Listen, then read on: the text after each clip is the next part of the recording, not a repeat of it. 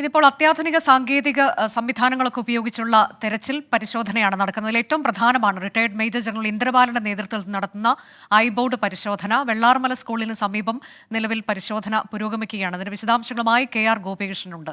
ഗോപികൃഷ്ണൻ, ഇതിലിപ്പോൾ എന്താണ് ഇതിന്റെ സാധ്യത എന്നതൊക്കെ നമുക്ക് കൃത്യമായി നിർവചിക്കാൻ കഴിയില്ല, കാരണം ഒരു മുൻ അനുഭവമില്ല. പക്ഷേ ചില കാര്യങ്ങളൊക്കെ കണ്ടെത്താൻ കഴിയുമെന്നൊരു പ്രതീക്ഷയുടെ അടിസ്ഥാനത്തിൽ ഏത് തരത്തിലേക്ക് തെരച്ചിൽ പുരോഗമിക്കുന്നു?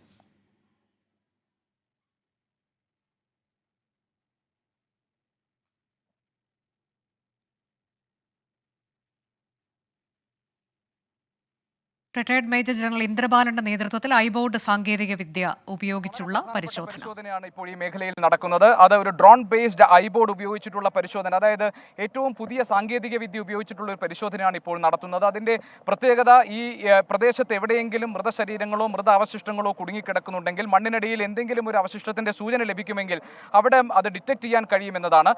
ഇവിടുത്തെ പ്രാദേശിക ആളുകൾ, ഇവിടുത്തെ പ്രദേശവാസികൾ നൽകിയിട്ടുള്ള ചില മാർക്കിങ്സ് ഉണ്ട്. ഇന്ന മേഖലകളിൽ ഇന്ന സ്ഥലങ്ങളിൽ അവിടെ പരിശോധന നടത്തിയാൽ അറിയാൻ കഴിയുമെന്ന് അവർ പറഞ്ഞിട്ടുണ്ട്. ആ മേഖലകളെ കേന്ദ്രീകരിച്ചായിരിക്കും തുടക്കത്തിൽ പരിശോധന. ഐബോർഡിന് വേണ്ടിയിട്ടുള്ള ഐബോർഡ് സെറ്റ് ചെയ്തുകൊണ്ടിരിക്കുകയാണ് ഇപ്പോൾ. അത് ഒരു ഡ്രോൺ ബേസ്ഡ് ഐബോർഡാണ്. ഇത് എല്ലാ മേഖലകളിലും ചെല്ലുന്നു. അവിടെ താഴ്ന്നു പറന്ന ആ റഡാറിൽ ഈ ഇമേജസ് എടുക്കുന്നു. അപ്പോൾ ഓരോ സ്ഥലത്തും അതിനടിയിൽ എന്ത് വസ്തുവാണ് കിടക്കുന്നത് എന്നത് ഡിറ്റക്ട് ചെയ്യാൻ സഹായിക്കുമെന്നാണ്. ഈ ഡ്രോൺ ബേസ്ഡ് ഐബോർഡിന് നേതൃത്വം കൊടുക്കുന്ന retired major general Shri M Indrabalan നമ്മളോടൊപ്പം ഉണ്ട്. അദ്ദേഹം, sir, can you talk to me for 2 minutes? Just 1 minute.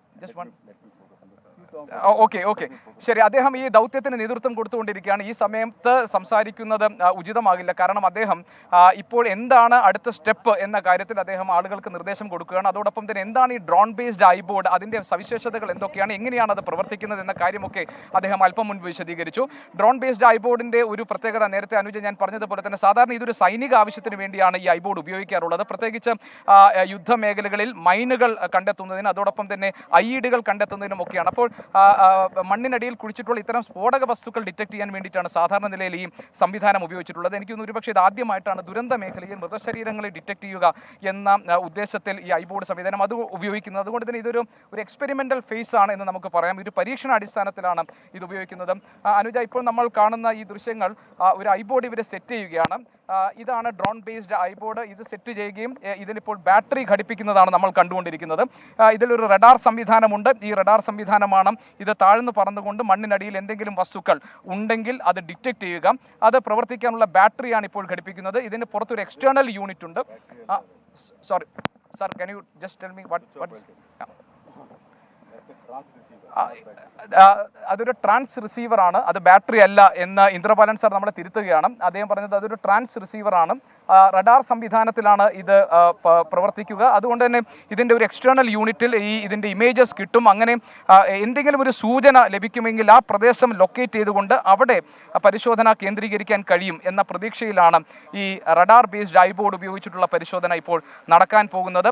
Chooralmala പ്രദേശത്ത് ഇവിടെ വെള്ളം ഒഴുകി വന്നതും അവിടെ നിന്നൊരു വൃത്താകൃതിയിൽ അത് തിരികെ വന്നിട്ടുണ്ട് എന്നുമുള്ള ഒരു അനുമാനമുണ്ട്. അതുകൊണ്ട് ആ മേഖലയിൽ ഒരുപക്ഷെ മൃതശരീരങ്ങൾ അടിഞ്ഞു കിടക്കാനുള്ള സാധ്യതയുണ്ട് എന്ന ഒരു കണക്കുകൂട്ടൽ കൂടി ഈ പരിശോധനയ്ക്ക് പിന്നിലുണ്ട് എന്നാണ് മനസ്സിലാക്കുന്നത്. പ്രദേശവാസികൾ പറഞ്ഞിട്ടുള്ള പ്രദേശങ്ങൾ, അവർ മാർക്ക് ചെയ്ത് അടയാളപ്പെടുത്തിയിട്ടുള്ള സ്ഥലങ്ങൾ കേന്ദ്രീകരിച്ചു കൂടിയായിരിക്കും പരിശോധന ഇനി മുന്നോട്ട് കൊണ്ടുപോവുക.